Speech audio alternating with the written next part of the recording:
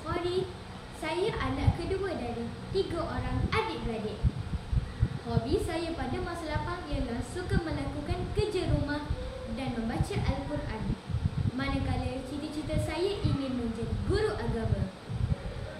Buku kegemaran saya ialah Hijrah ke Madinah, Kelahiran Nabi Muhammad SAW,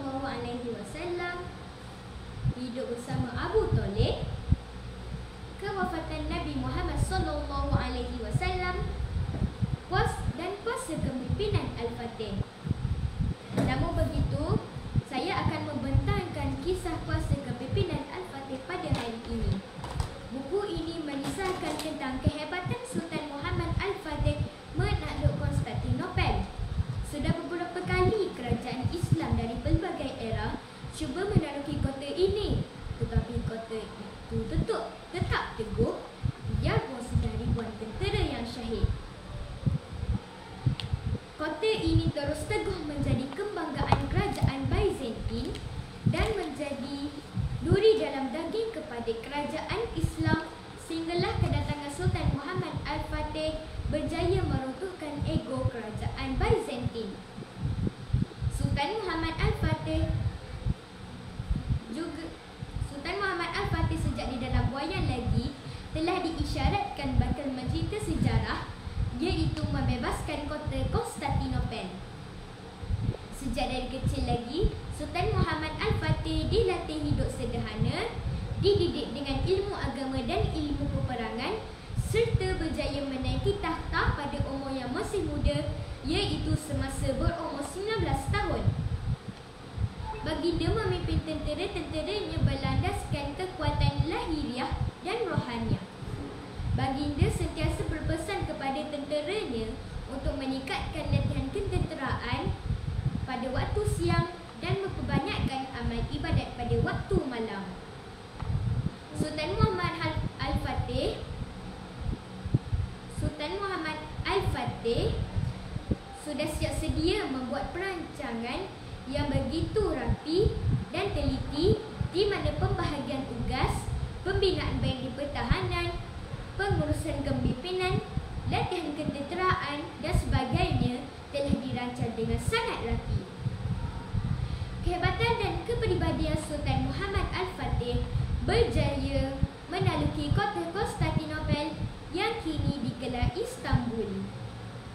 Saya sangat menggemari buku ini kerana banyak ciri-ciri kepimpinan Sultan Muhammad Al-Fatih yang boleh saya teladani. Baginda bijak mengatur strategi, bukan sahaja menghadapi peperangan, akan tetapi dalam semua aspek untuk membina empayar yang besar.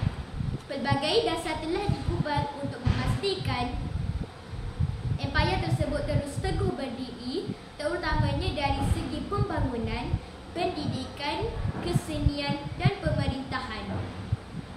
Saya juga gemar membaca buku ini kerana tertarik dengan sikap dan sifat kepribadian yang mulia Sultan Muhammad Al-Fatih. Baginda bukan sahaja berani dan tegas, malah mempunyai sifat yang lembut dan bertimbang rasa.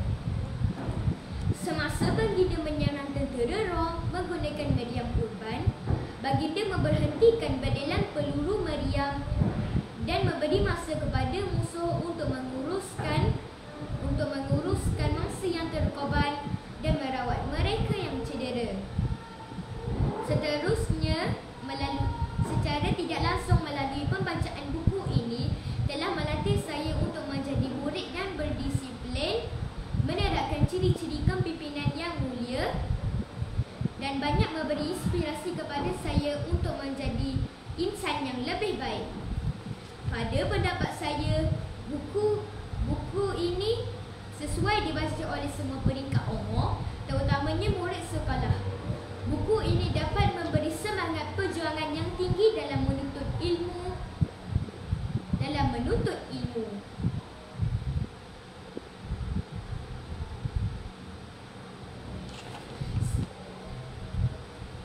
Pengajaran yang saya perolehi daripada buku ini ialah ketakwaan, keyakinan dan kepatuhan kepada Allah menjadikan Sultan Muhammad Al-Fatih seorang yang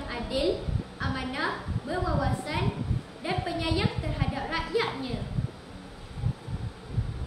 Seterusnya, seorang pemimpin mestilah mempunyai visi dan wawasan yang jelas, bijak dalam mengatur strategi peperangan, dan mampu membawa Islam ke mercu kegemilangan dan sentiasa dikenang. Banyak nilai murni yang saya perolehi daripada buku ini, antaranya ialah bijaksana, bertanggungjawab, berwawasan, bercita-cita tinggi, berbudi bahasa dan banyak lagi. Banyak ciri-ciri. Semua nilai murni ini ada dalam diri Sultan Muhammad Al-Fatih. Namun begitu, remaja hari ini leka dan tiada hala tuju. Mereka terdedah dengan masalah sosial akibat penggunaan gadget yang tidak terkawal. Keadaan ini menyebabkan hilangnya nilai-nilai murni dan lenyaplah jati diri. Oleh itu, saya menyeru rakan-rakan di luar sana, marilah bangkit dengan semangat yang berkobar-kobar untuk terus berjuang dalam menuntut ilmu. Ambillah semangat perjuangan